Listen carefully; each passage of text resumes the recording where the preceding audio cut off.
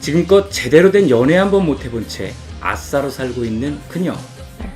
Okay, so would you rather only drink water for the rest of your life, or you can drink whatever you want, but it has to have a little drop of pee in it? 특별함이라곤 찾아볼 수 없는 16살 소녀. 그녀는 짝사랑하는 사람이 생기면 연애 편지를 씁니다. 그렇지만 이 편지는 우체통이 아닌 상자 속으로 들어가는데요.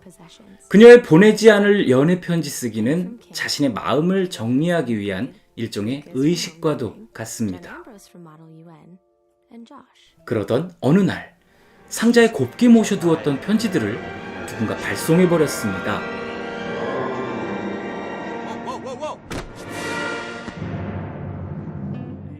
안녕하세요, 4월의 아빠입니다. 오늘 리뷰해볼 작품은 내가 사랑했던 모든 남자들에게입니다. 2014년에 초판이 발행이 되었고요. 우리나라에서는 2016년에 한스미디어를 통해서 출간됐습니다. 2018년도에 넷플릭스를 통해서 동명의 영화가 개봉을 한 후에 속편들과 함께 2019년 재출간되었습니다. 페이지 수는 416페이지입니다. 오늘은 영화로 개봉을 해서 많은 이들의 주목을 받은 작품의 원작을 소개하겠습니다. 이 작품은 우리의 마음속 깊은 곳에 숨어져 있던 연애세포를 다시 살아나게 해줄 만한 풋풋한 청춘들의 좌충우돌 로맨스를 베이스로 엄마의 빈자리를 채우기 위해서 애쓰는 가족의 모습과 세 자매의 우애와 성장을 다루고 있는 작품입니다. 그러니까 연애소설이자 성장소설이다, 이런 얘기죠. 훌륭하네요. 곧바로 줄거리를 소개하겠습니다. 주인공의 이름은 라라 진. 그녀는 아버지와 언니, 여동생과 함께 살고 있습니다. 어머니는 그녀가 어릴 때 병으로 세상을 떠났습니다. 그런 주인공에게 언니인 마고는 엄마 같은 존재입니다. 고민 상담도 해주고 비밀 이야기도 들어주죠. 자매들은 서로에게 힘이 되면서 혼자가 된 아빠를 응원하면서 지내고 있습니다. 그리고 옆집 오빠 조씨가 있는데요. 조씨는 언니와 동갑내기로 어릴 때부터 가깝게 지내고 있습니다. 주인공은 그런 조씨 오빠를 짝사랑하고 있었어요. 하지만 언니의 남친이 되었고요. 주인공은 마음을 접어야 했습니다. 그래서 늘 하던 대로 마음을 정리하기 위한 보내지 않을 편지를 쓰는 의식을 치러야 했죠. 그러던 중에 주인공 가족에게 큰 변화를 줄 만한 일이 생겼으니 바로 언니인 마고가 먼 곳에 있는 대학에 진학하는 바람에 집을 떠나게 된 것이죠. 덕분에 주인공에게도 큰 이벤트가 생겼습니다. 언니가 떠나기 전에 조시 오빠를 차버렸습니다. 오호, 이때다 하면서 조시 오빠를 차지하면 어떨까요? 아니요, 주인공은 그렇게 하지 않았습니다. 이 소박한 짝사랑을 했지만 이미 편지를 쓰면서 마음을 정리를 했고, 게다가 언니의 전남친이기에 언니를 생각하면 그럴 수는 없었죠. 그러던 어느 날 학교에서 제일 잘 나가는 훈남 피터가 주인공을 찾아왔습니다. 이 피터는요, 어린 시절의 소꿉친구인데요. 성장하는 과정에서 노선이 서로 달랐어요. 주인공은 눈에 띄지 않는 아싸로 살아왔지만 피터는 잘생긴 외모에 밝은 성격으로 학교 최고의 킹카로 등극을 했죠. 이 피터는 주인공의 첫 키스 상대이기도 한데요. 그 당시에도 적극적으로 대시를 하지는 못한 채 이 보내지 않을 편지를 쓰면서 마음을 정리했습니다. 지금은 또 한 명의 노선이 달랐던 소꿉친구인 제너비브와 교제 중입니다. 이 제너비브라는 여자아이는요, 대부분의 작품에 등장하는 악역, 그러니까 예쁘고 건방진 퀸카 되겠습니다. 그런 최고의 인기남 피터가 주인공을 찾아와서 하는 말, 너가 보낸 편지 받았어. 내가 첫 키스를 훔치려고 했던 건 아니고, 헐, 얘 뭐라는 건가요?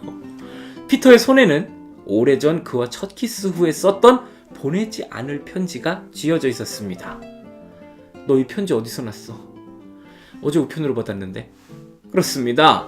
그녀가 혼자서만 썼던 편지, 보내지 않고 상자에다가 담아두었던 편지가 발송된 겁니다. 오마이갓. 다급한 마음으로 집으로 돌아가서 상자를 딱 열어봤더니만 그 안에 있던 5통의 편지가 다 사라졌어요. 누가 보낸 거냐? 다시 학교에 돌아갔더니만 편지를 받은 또 한 명의 남자가 편지를 손에 들고 그녀에게 다가오고 있습니다. 바로 언니의 전남친 조시 오빠였습니다. 큰일 났네요. 이 언니 남친을 몰래 좋아하고 있었다는 것이 알려지면 언니를 어떻게 보죠? 조시 오빠가 물어봅니다. 나 좋아한다고 왜 말 안 했니? 주인공은 둘러대기 시작을 하는데요. 아니, 그거는 옛날에 쓴 거고 지금은 만나는 남자 있어. 남친이 있어? 누군데? 그때였습니다. 주인공의 시야에 학교 최고의 킹카, 아까 걔 피터가 보입니다. 그녀는 다짜고짜 피터에게 달려가서 와락 안겼어요. 그리고는 그의 허리를 감싸며 매달린 채 딥키스를 날려버리는데요. 이 존재도 없던 아싸 여학생과 학교 최고 킹카의 공개 키스. 그 소동이 있고 얼마 지나지 않아서 이 주인공과 피터는 따로 이야기할 시간을 갖게 됐는데요. 주인공은 어쩔 수 없이 편지에 대해서 털어놓았습니다. 이야기를 들은 피터, 생각지도 못한 제안을 하는데요. 그냥 나랑 사귀는 척 하자. 철저하게 비즈니스로. 와우. 마침 교제 중이었던 제너비브하고 헤어진 상황이었던 피터는 이 주인공을 이용해서 전 여친을 자극할 계획이었고요. 주인공도 조시 오빠와의 문제를 풀어가야 하는 상황. 두 사람의 이해가 딱 맞아 떨어졌습니다. 그렇게 두 사람은 가짜 연애를 시작합니다. 자, 그러면 당연히 피터의 전 여친, 예쁘고 건방진 킹카인 제너비브가 가만히 있지 않겠죠? 그렇게 이야기는 본격적으로 주인공과 피터의 가짜 연애와 제너비브의 방해 공작이 뒤엉키기 시작을 합니다. 그리고는 미묘하게 서로를 진짜로 좋아하게 되는 이야기도 함께 진행이 되죠. 이들의 좌충우돌 비즈니스 관계는 책을 통해서 확인하실 수 있어요. 이 작품은 아싸 여학생과 킹카 남학생의 연애라는 전형적인 신데렐라형 로맨스 구도를 기본으로 하고 있습니다. 그렇지만 인물 구도가 그렇게 잡혀있을 뿐 어디로 튈지 모르는 형태로 진행이 되는데요. 특히나 티격태격 가짜 연애를 통해서 서로에게 점점 끌리기 시작하는 진행은 유쾌함을 전해주고 있습니다.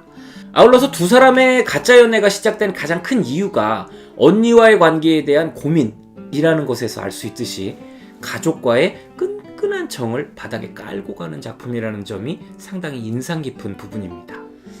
제가 오늘 영상에서 중간중간 자료화면으로 등장시켰던 장면들은요, 2018년 넷플릭스를 통해서 공개가 됐던 동명의 영화의 장면들이었습니다. 오늘 소개해드린 작품에서 가짜 연애 끝에 결국 두 사람은 서로의 사랑을 확인하게 되고요. 이어지는 2권 PS 여전히 널 사랑해를 통해서 진짜 연애를 시작하는데요. 2020년 2월 12일 2권인 PS 여전히 널 사랑해도 넷플릭스를 통해서 영화로 공개된다고 합니다. 저는 이번 영상을 준비하면서 영화를 봤거든요.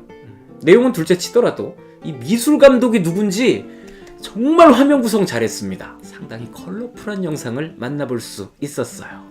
네, 여기까지가 오늘의 작품 내가 사랑했던 모든 남자들에게 리뷰였습니다. 작가인 제니 한이라는 분이요, 한국계 미국인이라고 합니다. 덕분에 작품에 한국 음식, 명절, 문화 이런 것들이 깨알같이 등장하고 있기도 합니다. 아, 맞다. 그리고 그 편지는 누가 보낸 걸까요? 저는 또 다른 작품으로 여러분을 만나러 오겠습니다. 즐겁게 감상하셨다면 구독, 좋아요, 알림 설정까지 꼭 부탁드리겠습니다. 감사합니다.